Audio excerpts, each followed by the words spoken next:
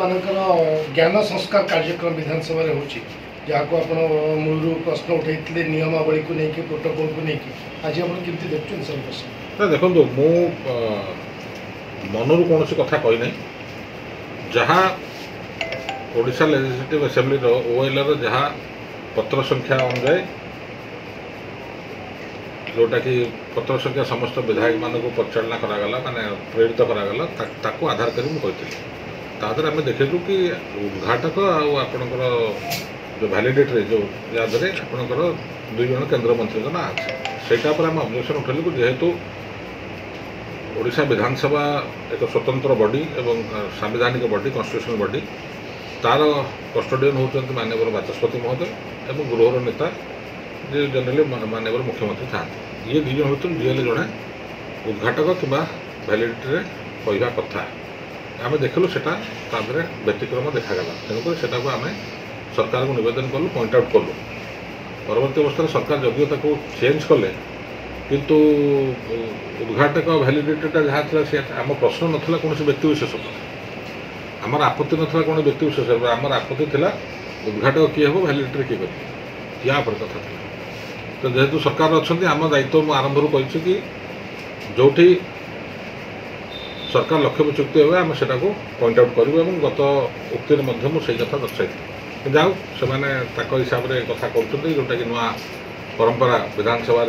सृष्टि करने जाऊँ तेणुक कथाटा रहा कि विजु जनता दल जो मैंने विधायक मैंने अच्छा से ये जिन प्रतिवाद आम जेहेतु सब जाइन आम दल तरफ आम निष्पत्ति नहीं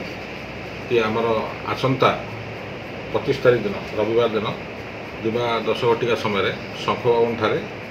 विजु जनता दल जो मैंने निर्वाचित प्रतिनिधि अच्छा एक प्रशिक्षण शिविर कर शिविर में जो मैंने विधानसभा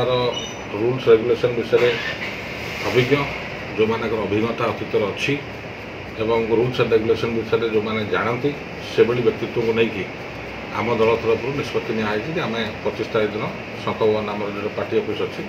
सेठी आम प्रशिक्षण कार्यक्रम आम गोटे करूँ समस्त विधायक मान से विषय से प्रशिक्षण यहाँ आज आम भर निष्पत्ति ज्ञान अच्छी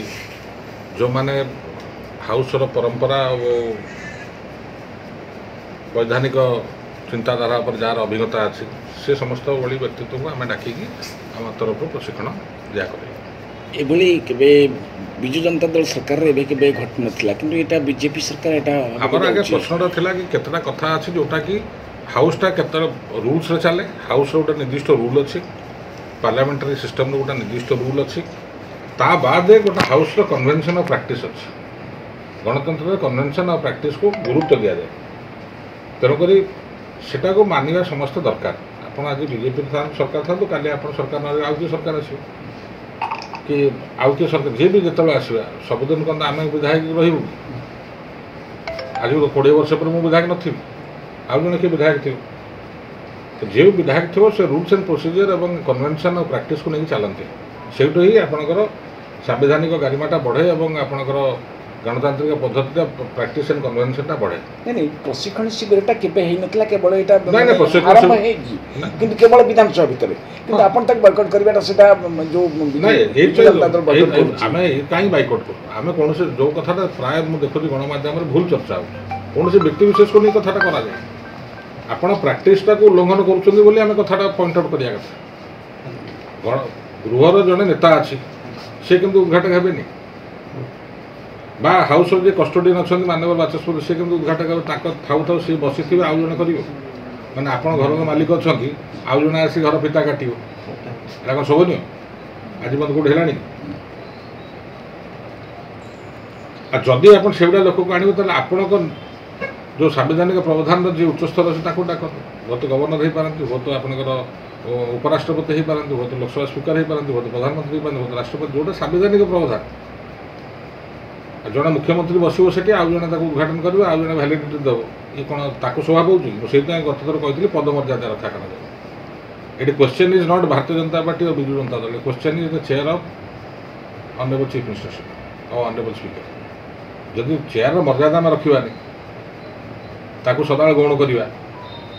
ताले काली सका आज मोहन बाबू बस काली आउ जड़े किए बस